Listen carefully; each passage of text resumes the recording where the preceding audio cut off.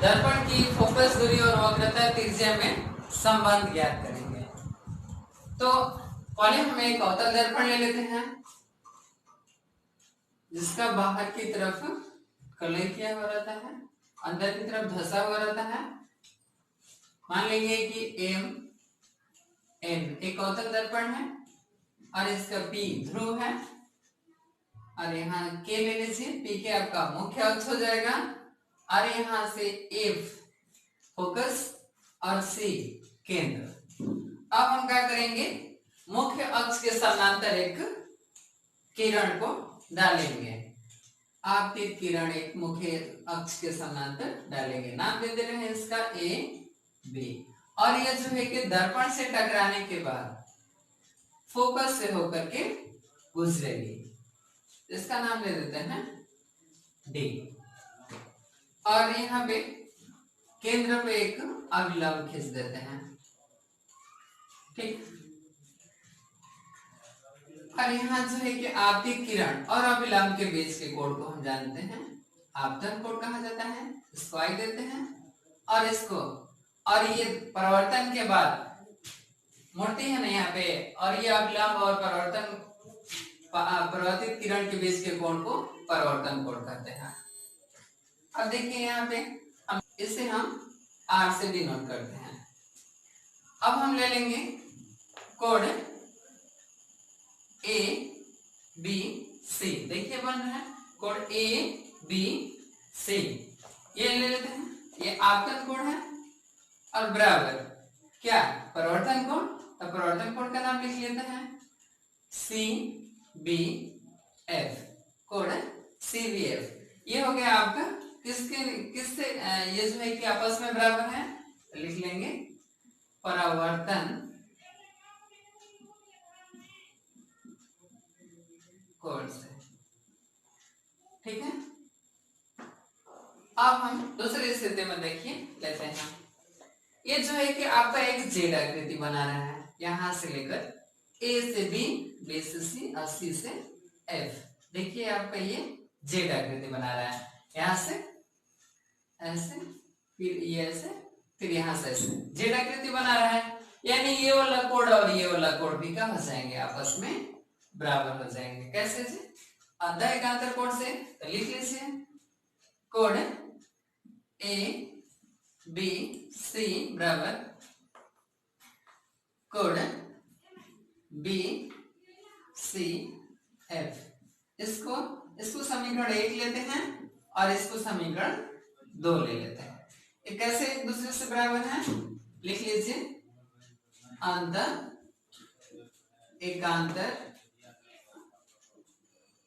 कोण से ये दोनों एक दूसरे के बराबर हैं। तो देखिए आपका समीकरण 1 मिला और समीकरण 2 हमको प्राप्त हो गया है। तो लिख सकते हैं कि समीकरण 1 और समीकरण 2 से, देखिए आपका इसका लेफ्ट हैंड का है आपका बराबर है, तो राइट हैंड भी क्या हो जाएगा, बराबर हो जाएगा।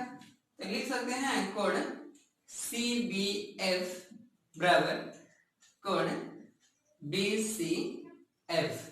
ये दोनों क्या हो गए, आपस में बराबर हो गए, ये वाला कोण बराबर हो गए। तो देखिए यहाँ पे आपको एक त्रिभुज की रचना हो रहा है जिसमें ये कोण और ये कोण दोनों क्या हो गए आपके, देखिए सी बी और सी दोनों क्या है, आपस में बराबर हो गए। यानी एक आपका त्रिभुज बन रहा है जिसके दो कोण क्या हो गए, समान हो गए। तो कौन सा त्रिभुज बन गया, समद्विबाहु त्रिभुज। तो दोनों के भुजाएं लिख लेते हैं, त्रिभुज सी बी एफ में, ठीक है, सी एफ बराबर बी एफ। कैसे एक दोनों में बराबर हैं, क्योंकि ये समद्विबाहु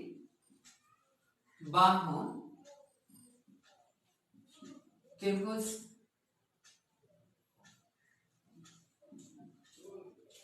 ये दोनों भुजाएं कैसे बराबर हुआ, क्योंकि आपका यहाँ दोनों कोण जो है कि समान हो रहा है। ये समद्विबाहु त्रिभुज है, तो समद्विबाहु त्रिभुज की दो भुजाएं क्या होती हैं, बराबर होती हैं।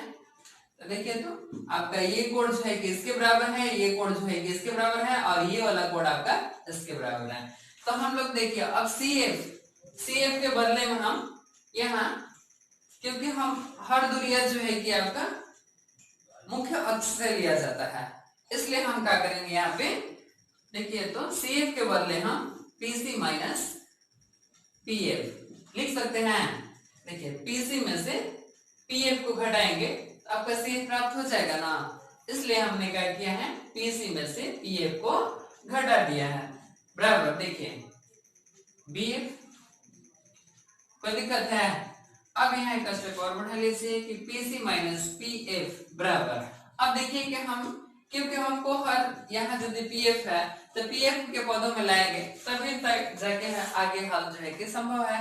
तो यहाँ पे हम क्या करेंगे कि यहाँ देख रहे हैं कि BF इसकी दूरी जो है हमको ज्ञात करने में असंभव है, क्योंकि यह जो है कि ध्रुव से आपके मुख्य अक्ष से हट के है ना, इसलिए हम क्या करेंगे यहाँ पे B के जगह पे P लेंगे। क्यों लेंगे? क्योंकि जो है कि B जो है कि आपका P के बहुत निकट है। तो यहाँ पे हम ले सकते हैं इसको BF के जगह ले लीजिए आप PF डाल दीजिए। क्यों? क्योंकि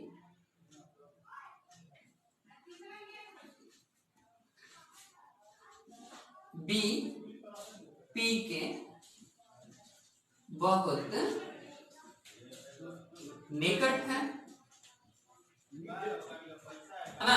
अब यहाँ पे हम PF ले लिए, अब ये आपका PF इधर माइनस है तो इस साइड जाएगा तो प्लस हो जाएगा। तो PC बराबर PF प्लस PF, तो कितना हुआ PF जोड़ेंगे तो कितना PF 2PF, यहाँ कर देते हैं PC बराबर 2PF। अब देखिए यहाँ से P से लेकर C तक की दूरी को क्या मानते हैं? वक्रता तिरछा। तो वक्रता तिरछा को क्या कहते हैं हम लोग?